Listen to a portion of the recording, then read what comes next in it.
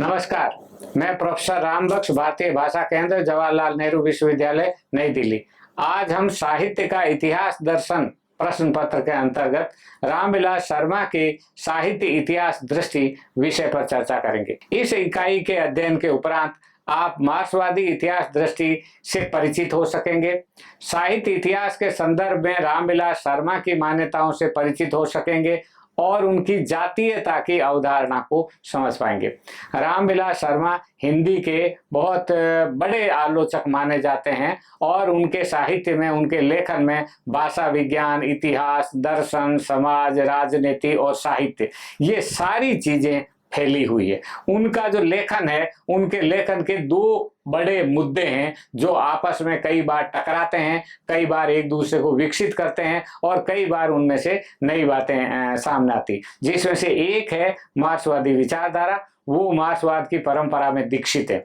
दूसरा जो जिसके लिए वो इसका इस्तेमाल करते हैं वो भारतीय समाज, भारतीय संस्कृति, भारतीय इतिहास। कई बार इन दोनों में टकराट होती। इस टकराट में कई बार उनका मार्क्सवाद भी विघटित हो जाता, उसमें भी वो कुछ नई बातें कहने लगते हैं और वो भारतीयता के संदर्भ में कुछ बातें बदल जाती और कई बार भारतीय समाज दर्शन के बारे में भी वो अलग तरह की बातें कहते हैं। तो ये जो उनके बीच का जो द्वंद्व है या जो उनका चिंतन है, उस चिंतन से उनके साहित्य की इतिहास दृष्टि को समझना एक बहुत उपयोगी और महत्वपूर्ण हो सकता है। यूरोपीय दर्शन उनकी पृष्ठभूमि में था, भारतीय दर्शन से उन्होंने उसकी तुलना की और फिर प्राचीन जो हमारा साहित्य है, जो वाल्मीकि, कालिदास, भवभूति, तुलसीदास और आधुनिक काल के प्रेमचंद, निराला, इनकी विशेषताओं को समझाने के लिए रामविलास शर्मा उन पुरानी चीजों को भी ध्यान में रखते हैं और वो ये कहते हैं कि जो भारत का वर्तमान संकट है वो सिर्फ राजनीतिक संकट नहीं है, बल्कि व्यापक और गंभीर वैचारिक संकट है और इसका वैचारिक स्तर पर ही इसका कोई समाधान हो सकता है। और इस वैचारिक स्तर पर इस संकट को समझने के लिए वो ज्ञान के विविध अनुशासनों की तरफ जाते हैं और उसकी नई ढंग से व्याख्या करते हैं। रामविलास शर्मा मानते थे कि किसी भी जाति के साहित्य का इतिहास उसकी उपलब्धियों को संजोए रखने का साधन है।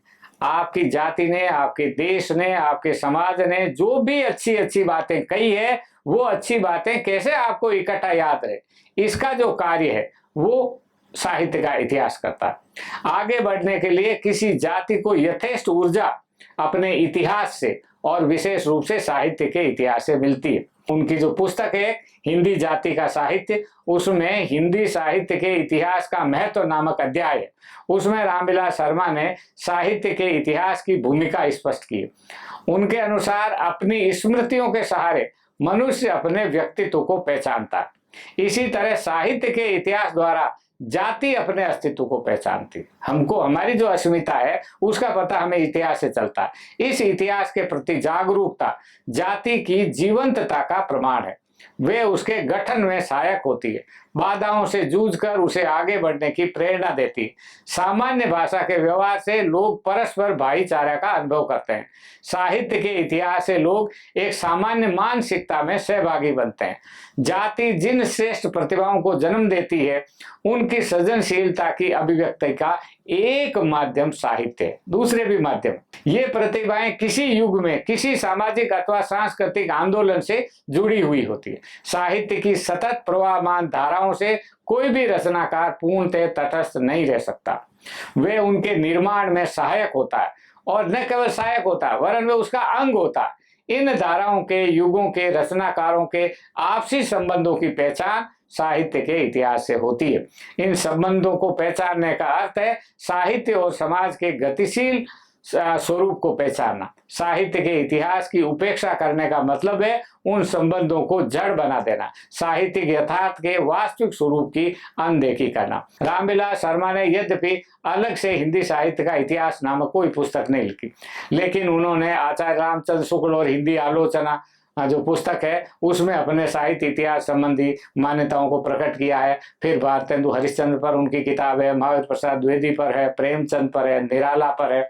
इस समय इन पुस्तकों में उन्होंने इस पूरे युग का विश्लेषण किया और इस युग के विश्लेषण को अगर हम मान ले एक साथ तो हम कह सकते हैं कि उन्होंने आधुनिक हिंदी साहित्य का इतिहास हमारे सामने रख दिया। इतिहास और समकालीन परिदृश्य पर केंद्रित उनकी 4 महत्वपूर्ण पुस्तकें हैं, जिनमें से स्वाधीनता संग्राम, बदलते परिप्रेक्ष्य, एक है भारतीय इतिहास और ऐतिहासिक भौतिकवाद, फिर है पश्चिम एशिया और ऋग्वेद, भारतीय नवजागरण और यूरोप। इनके साथ साथ भारतीय साहित्य की भूमिका, भारतीय साहित्य के इतिहास की समस्याएं, हिंदी जाति का साहित्य, इतिहास दर्शन, ये ऐसी पुस्तकें हैं जिनसे सीधे सीधे इतिहास और साहित्य के इतिहास के स्वरूप को स्पष्ट किया गया। हिंदी भाषी जातीयता का विकास कब से हुआ, किस रूप में हुआ, किन शक्तियों ने किया, कौन सी परिस्थितियां थी और हिंदी भाषा और साहित्य के इतिहास से उसका क्या रिश्ता था, इन बुनियादी प्रश्नों का साहित्यिक इतिहास के तथ्यों और स्रोतों को नए सिरे से जांच परख करके उन्होंने हमारे सामने व्यवस्थित रूप में रखा। साहित्य के जातीय स्वरूप पर बल देकर रामविलास शर्मा ने हिंदी साहित्य के गतिशील तत्वों को उजागर किया और आधुनिक साहित्य का मूल्यांकन करते हुए हिंदी साहित्य में नए साहित्य इतिहास की पृष्ठभूमि तैयार की।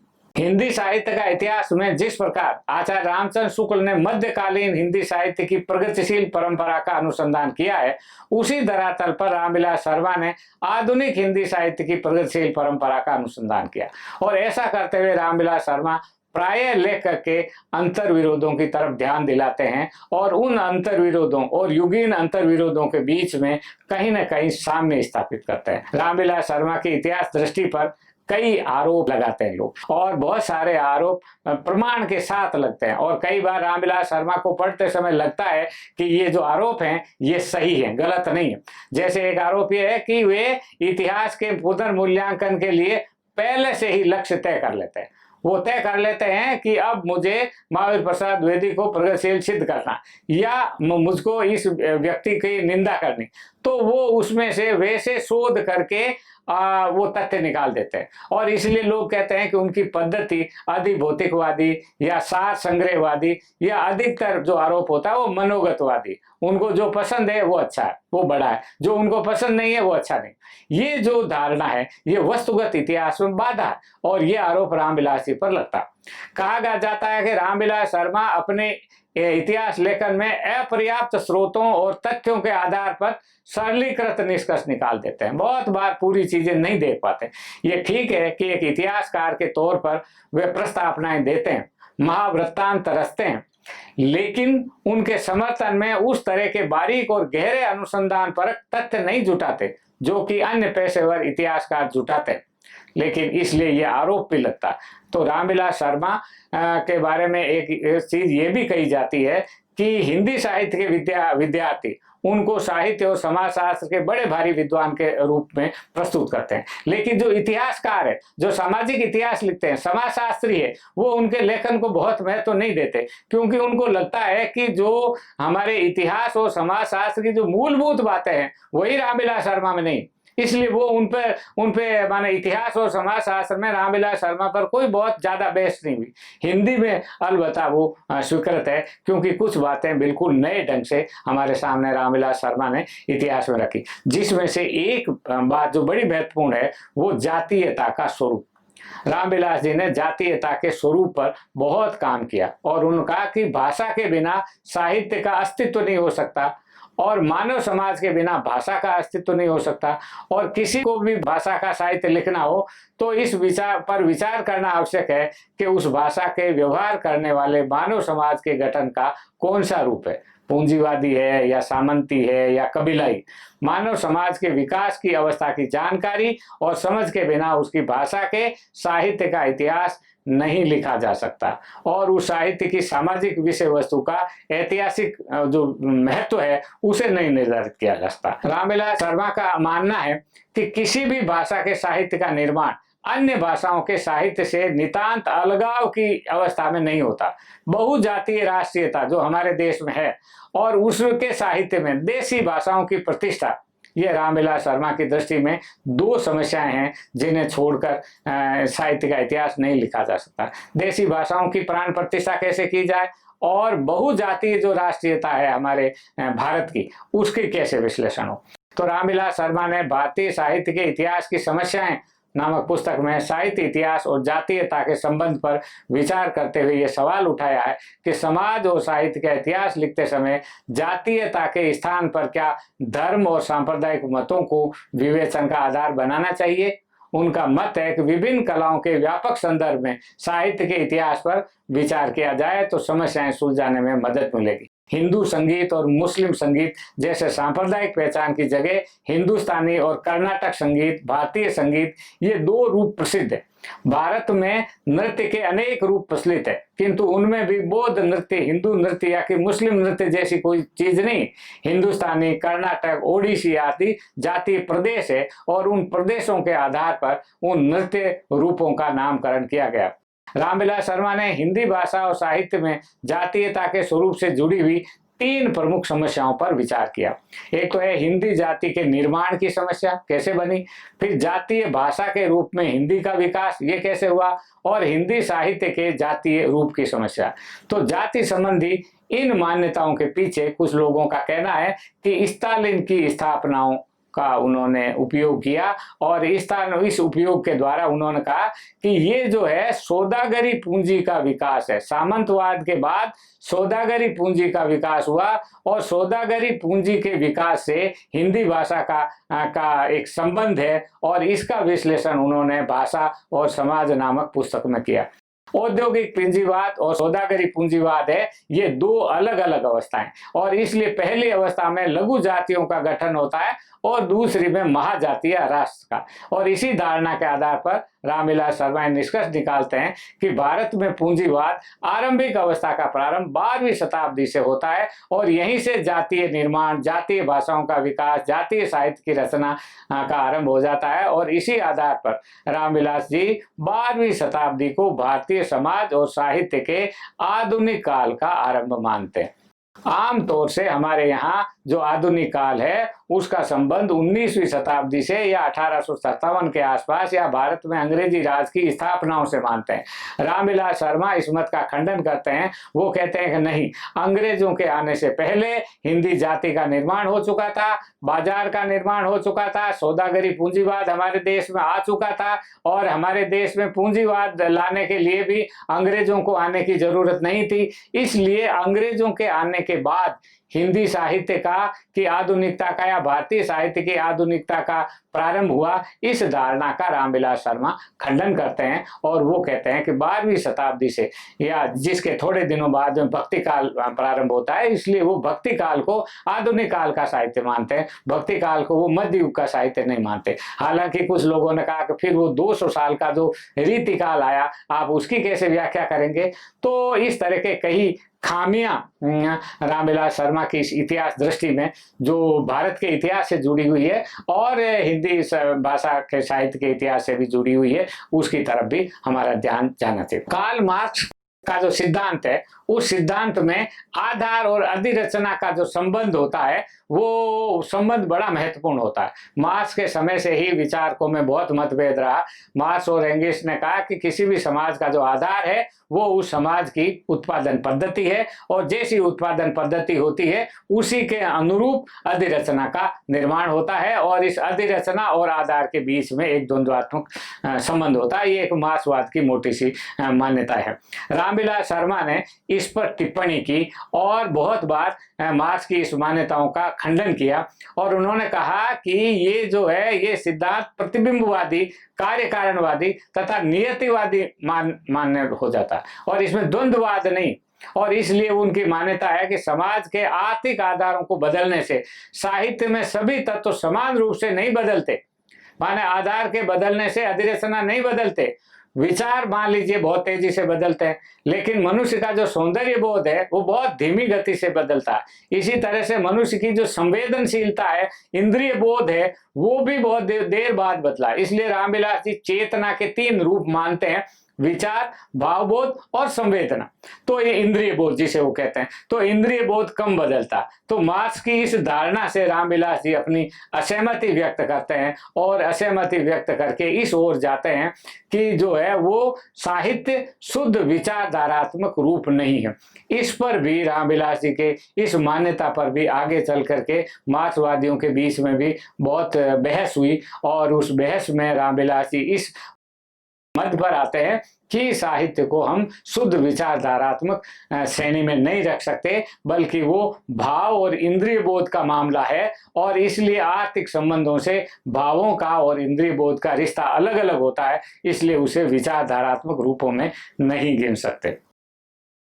साहित्य के रूप और वस्तु के बारे में भी उनकी कुछ अलग तरह की मान्यता है। जहां दर्शन, विज्ञान आदि अनुशासन यथार्थ का विश्लेषण करते समय हमारे सामने कुछ विचार रखते हैं, वहीं साहित्य हमारे सामने यथार्थ का चित्र उपस्थित करता है। इसके साथ ही साहित्य में यथार्थ जीवन और विचारों के प्रति मनुष्य की भावना और उसकी रागात्मक प्रतिक्रिया व्यक्त होती।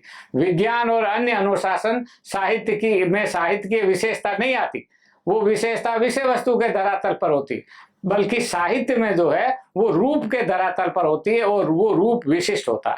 रामविलास शर्मा के अनुसार साहित्य के रूप की विशेषता उसका इंद्रिय सुखद गठन है, जबकि विज्ञान आदि में विचार अपने सूक्ष्म रूप में भेद प्रकट करता है। हमारे यहाँ का जो रूप है वो इंद्रियों को अच्छा लगने वाला होना चाहिए। अगर आप संगीत सुनते हैं तो कान को अच्छा लगता है और इसी तरह से चित्र देखते हैं आंखों को अच्छा लगता है। तो हमें जो इंद्रिय सुखद अनुभव है वो रूप की तरफ बल देता है। रामविलास शर्मा मानते हैं कि साहित्य में रूप और वस्तु एक दूसरे से एकांत भिन्न न होकर परस्पर संबद्ध होते हैं तथा एक दूसरे को प्रभावित भी करते हैं। रूप और वस्तु की अभिन्नता के संबंध में उन्होंने कहा कि कलात्मक रूप कोई परिधान नहीं है, कपड़ा नहीं है जो विचारों को पहना दिया जाए, और वे विषय वस्तु का अभिन्न अंग होता है। जीवन और प्रकृति को समझने और चित्रित करने में वैज्ञानिक विचारधारा से सहायता मिलती है, परंतु उस विचारधारा की चित्रमयता और संगीत से अलंकृत करके कलाकृति नहीं बनाया जा सकता। कलात्मक सौंदर्य कोई अलंकार नहीं है जब जिसे हम किसी और विचार तत्व को पहना दे, ये कला के स्वभाव के प्रतिकूल है। इसलिए रामविलास शर्मा बहुत बार इस चीज को भी वो जो क्लासिकल मार्क्सवादी है, जो पारंपरिक मार्क्सवादी है, उनसे अलग विचार रख करके इसके बारे में भी वो अपनी बात कहते हैं। वो कहते हैं कि साहित्य की विषय वस्तु का संबंध समाज से होता है और उसका रूप का संबंध भी समाज से होता है, और अपनी इस मान्यता को स्पष्ट करते हुए कहते हैं कि ये बात आकस्मिक नहीं है कि हर प्राचीन साहित्य में महाकाव्य साहित्य का मुख्य रूप है और आधुनिक उद्योग धंधों की प्रगति के साथ उपन्यास साहित्य का मुख्य रूप बन गया। जनता तक साहित्य पहुंचाने के साधनों में परिवर्तन के साथ साथ उसका रूप भी बदल जाता है। इस तरह विषय का परिवर्तन होता है, फिर वस्तु का परिवर्तन हो जाता है और उसके रूप का परिवर्तन हो जाता है, जिसकी तरफ भी रामविलास शर्मा ने ध्यान आकर्षित किया और वो उनकी आलोचना का एक बड़ा हिस्सा था। दूसरी बात, रामविलास जी मानते हैं कि साहित्य के कुछ स्थायी मूल्य होते हैं। आर्थिक जीवन की जो बुनियादी महत्व है, लेकिन साथ ही वो मानते हैं कि मनुष्य के जीवन में अनेक अन्य बातों का भी समावेश होता है। साहित्य का संबंध मनुष्य के संपूर्ण जीवन से है। सिर्फ आर्थिक आधार पर मनुष्य के जीवन को नहीं देखा जा सकता। एक प्राणी जीता, साहित्य में उसकी बहुत सी आदिम भावनाएं प्रतिफलित होती है जो उसे प्राणी मात्र से जोड़ती है, और सभी प्राणियों को अर्थ से कोई मतलब नहीं। इस बात को बार बार कहने में कोई हानि नहीं है कि साहित्य विचारधारा मात्र नहीं है, उसमें मनुष्य का राष्ट्रीय बोध, उसकी भावनाएं, आंतरिक प्रेरणाएं व्यंजित होती है। इसलिए उन्होंने कहा कि ये जो चीजें होती है वो अपेक्षाकृत अधिक स्थायी होती है। अपेक्षाकृत स्थायी का एक अर्थ ये भी हुआ कि विचारधारा बदलती रहती, लेकिन विचारधारा की अपेक्षा साहित्य का जो इंद्रिय बोध है या जो भाव पक्ष है वो अधिक स्थायी होता है। उनके अनुसार साहित्य आर्थिक परिस्थितियों से निर्मित होता है, लेकिन उसका सीधा प्रतिबिंब नहीं होता, उसकी अपनी सापेक्ष स्वतंत्रता है, और साहित्य के सभी तत्व समान रूप से परिवर्तित भी नहीं होते। इंद्रिय बोध की अपेक्षा भाव और भावों की अपेक्षा विचार जल्दी जल्दी परिवर्तन होते हैं, और इसी कारण जब युग भी बदल जाता है तब भी हमको पुराना साहित्य अच्छा लगता है। क्यों प्राचीन साहित्य हमें अच्छा लगता है? वो प्राचीन साहित्य हमें इसलिए अच्छा लगता है क्योंकि उसमें इंद्रिय बोध और भाव बोध हमारे उस मत को स्थायी बनाए रखते हैं। इसलिए साहित्य के स्थायित्व का जो संबंध है वो इतिहास के अन्य स्थायित्व के मूल्य मुद्दों से अलग होता है। रामविलास शर्मा प्राचीन साहित्य के मूल्यांकन को नए ढंग से उन्होंने किया। उन्होंने कहा कि हम उसकी विषय वस्तु और कलात्मक सौंदर्य को ऐतिहासिक दृष्टि से देखकर उनका उचित मूल्यांकन कर सकते हैं। हम उन तत्वों को पहचान सकते हैं जो प्राचीन काल के लिए उपयोगी थे किंतु आज उपयोगी नहीं रहे। हम उन तत्वों को परख सकते हैं जो प्राचीन युग के लिए भी उपयोगी नहीं थे और आज भी उपयोगी नहीं है। कभी कभी वो आज उपयोगी होते हैं, पुराने समय में उपयोगी नहीं थे। तो हम अपने समय के हिसाब से, अपने जो जीवन मूल्य है उसके हिसाब से हम साहित्य का, प्राचीन का मूल्यांकन करके और ऐतिहासिक दृष्टिकोण से ये बता सकते हैं कि साहित्य का कौन सा हिस्सा जो गतिशील होता है, कौन सा हिस्सा जड़ और अनऐतिहासिक होता है, और इसे हम ऐतिहासिक दृष्टिकोण से ही हमें देखना और समझना चाहिए। हिंदी साहित्य के इतिहास में भक्ति साहित्य, विशेष रूप से तुलसीदास और कबीर की कविता के पुनर्मूल्यांकन का जो प्रश्न है वो दरअसल प्राचीन साहित्य के मूल्यांकन को केंद्र में रखकर साहित्य आलोचना के भीतर की बहस है।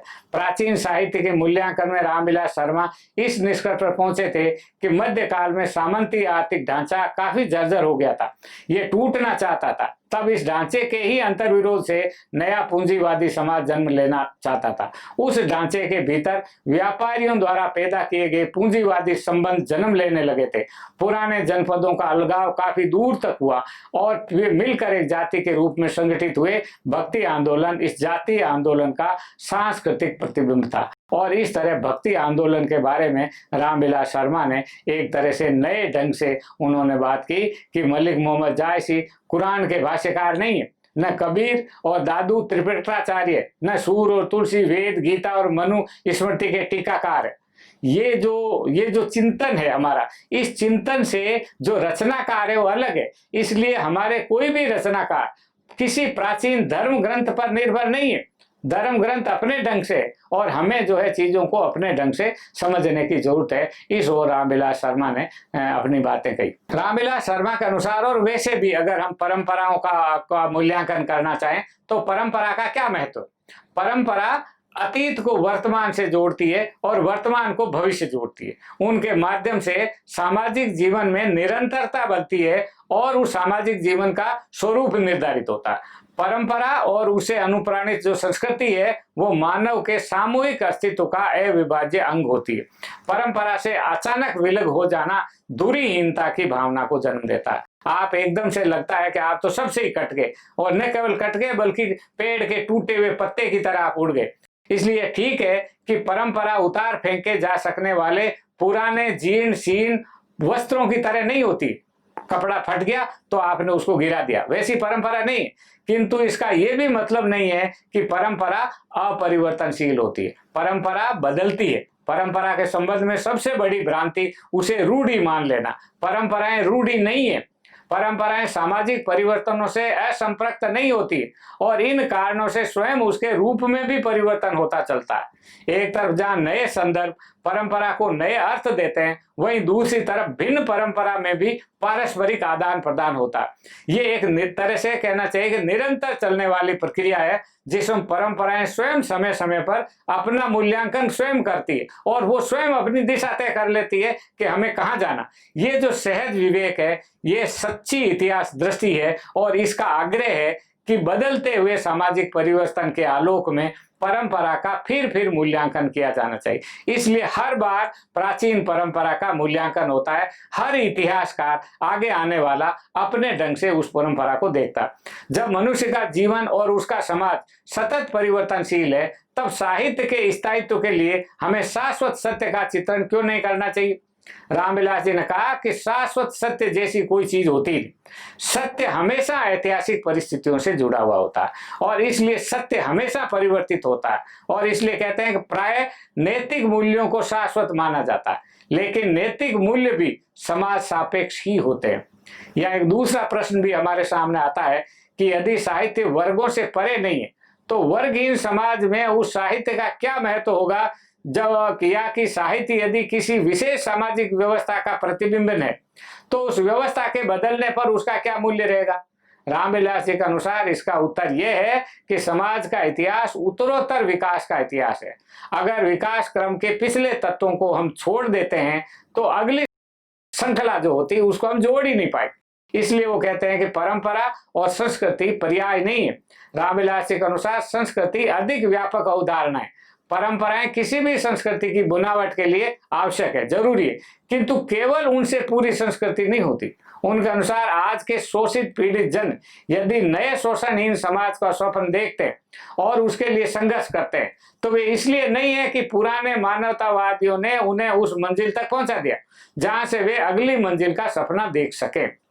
रामविलास शर्मा के अनुसार यही वे कारण है कि न तो हम परंपरा से विच्छिन्न होकर प्रगति कर सकते हैं, न उसका अनुकरण मात्र से ही उसकी रक्षा कर सकते हैं। साहित्य में परंपरा का विचार करते हुए रामविलास जी ने इसके 4 संदर्भों में देखा। एक, सामाजिक परंपरा, फिर सांस्कृतिक परंपरा, भाषिक परंपरा और साहित्यिक परंपरा। सामाजिक परंपराएं अथवा सांस्कृतिक परंपराओं को सांस्कृतिक मौखिक भाषिक परंपराओं से और भाषिक परंपराएं साहित्यिक परंपराओं से प्रभावित होती है। इन चारों के बीच में संबंध होता है और इस संबंध को कई बार तो द्वंद्वात्मक संबंध होता है, कई बार संघर्ष का संबंध होता है, कई बार एक दूसरे को प्रभावित करने का भी संबंध होता है। उनके अनुसार जो जाति प्रगतिशील होती है, अपना विकास करना चाहती है, अज्ञान और अपमान का जीवन न बिताकर संगठित रूप से आगे बढ़ना चाहती है, वही अपनी परंपरा के सही मूल्यांकन की ओर ध्यान देती है। इसलिए उन्होंने कहा कि जो लोग साहित्य में युग परिवर्तन करना चाहते हैं, जो लकीर के फकीर नहीं है, जो रूढ़ियां तोड़कर क्रांतिकारी साहित्य रचना चाहते हैं, उनके लिए साहित्य की परंपरा का ज्ञान सबसे ज्यादा आवश्यक है। जो लोग समाज में बुनियादी परिवर्तन करके वर्गहीन शोषण मुक्त समाज की रचना करना चाहते हैं, वे अपने सिद्धांतों को ऐतिहासिक भौतिकवाद के नाम से पुकारते हैं। क्या आप कल्पना कर सकते हैं कि इतिहास के ज्ञान के बिना ऐतिहासिक भौतिकवाद का ज्ञान संभव है? कम से कम ऐतिहासिक भौतिकवाद के संस्थापकों की पुस्तकें पढ़ने से ऐसा नहीं लगता। जो महत्व ऐतिहासिक भौतिकवाद के लिए इतिहास का है, वही आलोचना के लिए साहित्य की परंपरा है। साहित्य के ज्ञान से ही ऐतिहासिक भौतिकवाद का विकास होता है और साहित्य की परंपरा के ज्ञान से ही प्रगतिशील आलोचना का विकास होता है। ऐसा रामविलास शर्मा का मत है। इसके बाद एक और प्रश्न है, पक्षधरता और प्रतिबद्धता का प्रश्न। रामविलास शर्मा लगातार साम्राज्यवाद और उसका आधार देने वाले सामंतवाद का लगातार विरोध कर रहे हैं। उन्होंने अपने इतिहास लेखन की भूमिका स्पष्ट करते हुए कहा है कि सामंतवादी एवं साम्राज्यवादी प्रवृत्तियों ने जो अंश दबा रखा था उसे उभारने की उन्होंने कोशिश की। साम्राज्यवाद और सामंतवाद का विरोध रामविलास शर्मा के समूचे लेखन में मिलता है और ये उन्होंने साहित्य की प्रगतिशीलता का प्रतिमान बनाया। और वो इस तरह से देखते हैं कि अगर किसी की रचना साम्राज्यवाद का विरोध करती है, सामंतवाद का विरोध करती है, तो वो अच्छी। अगर वो इसका विरोध नहीं करती तो रामविलास शर्मा मानते हैं कि वो रचनाकार अच्छे नहीं। प्रेमचंद इसलिए वरेण्य है क्योंकि प्रेमचंद सामंतवाद का विरोध करते हैं, प्रेमचंद साम्राज्यवाद का विरोध करते हैं। भारतीय इतिहास के विषय में इस उपनिवेशवादी धारणा का खंडन करते हैं कि बाहरी सभ्यताओं ने अपने विजय अभियानों से भारतीय समाज की जड़ता को तोड़ा।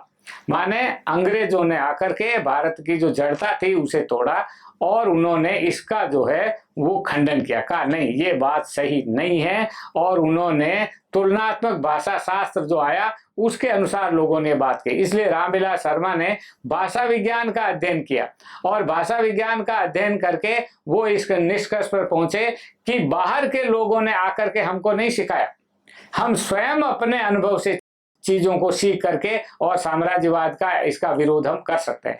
इस तरह से रामविलास शर्मा ने हालांकि व्यवस्थित रूप से किसी इतिहास की रचना नहीं की, लेकिन हिंदी साहित्य के सभी बड़े और महत्वपूर्ण पक्षों पर उन्होंने विस्तार से विचार किया। रामविलास शर्मा ने एक तरफ साहित्य के शास्त्र पर चिंतन किया, लेकिन शास्त्र से भी अधिक रामविलास जी ने व्यवहारिक आलोचना की है और व्यवहारिक आलोचना के माध्यम से किसी शास्त्र पर, किसी निर्णय पर, किसी अवधारणा पर पहुंचे। उनकी मान्यताओं का एक व्यापक असर हिंदी संसार पर पड़ा। ये जिसका अगर उदाहरण देना हो तो एक उदाहरण महावीर प्रसाद द्विवेदी को लिया जा सकता है। रामविलास शर्मा ने महावीर प्रसाद द्विवेदी और हिंदी नवजागरण नामक एक पुस्तक लिखी। उस पुस्तक को लिखने के बाद यह माना गया कि महावीर प्रसाद द्विवेदी भी बड़े प्रगतिशील रचनाकार, लेखक और संपादक थे। जब तक ये पुस्तक ना आई थी तब तक जो है वो भारतेंदु हरिश्चंद्र और प्रेमचंद और रामचंद्र शुक्ल यहाँ तक परंपरा बनती थी, और बीच में जो द्विवेदी युग का जो था महावीर प्रसाद द्विवेदी, उसकी चर्चाएं लोग नहीं करते थे। लेकिन जब ये पुस्तक आई तब दो मान्यताएं हिंदी में प्रचलित हो गई। एक मान्यता कि महावीर प्रसाद द्विवेदी और उनकी सरस्वती पत्रिका ने बड़ी प्रगतिशील भूमिका अदा की। दूसरा जो उन्होंने हिंदी नवजागरण की जो धारणा सामने रखी, वो नवजागरण की धारणा हमारी रामविलास शर्मा की स्वीकृत हो गई। और उनके बाद में, इसके बाद में लोगों ने, हालांकि हिंदी नवजागरण के रूप में तो हिंदी आलोचना स्वीकार नहीं करती, लेकिन जो उनका जो नवजागरण की जो अवधारणा है, माने जो राष्ट्रीय जागरण की जगह ये नवजागरण शब्द प्रचलित हो गया, पुनर्जागरण शब्द हट गया, पुनरुत्थान शब्द पहले ही हट गया और ये नवजागरण शब्द जो है वो उनका रहा। हालांकि भक्ति काल को उन्होंने जो लोक जागरण के कहने की कोशिश की और इस तरह भक्ति काल से आधुनिक काल मानने का जो रामविलास शर्मा ने प्रस्तावित किया, उसे आगे चल करके हिंदी संसार ने स्वीकार नहीं किया।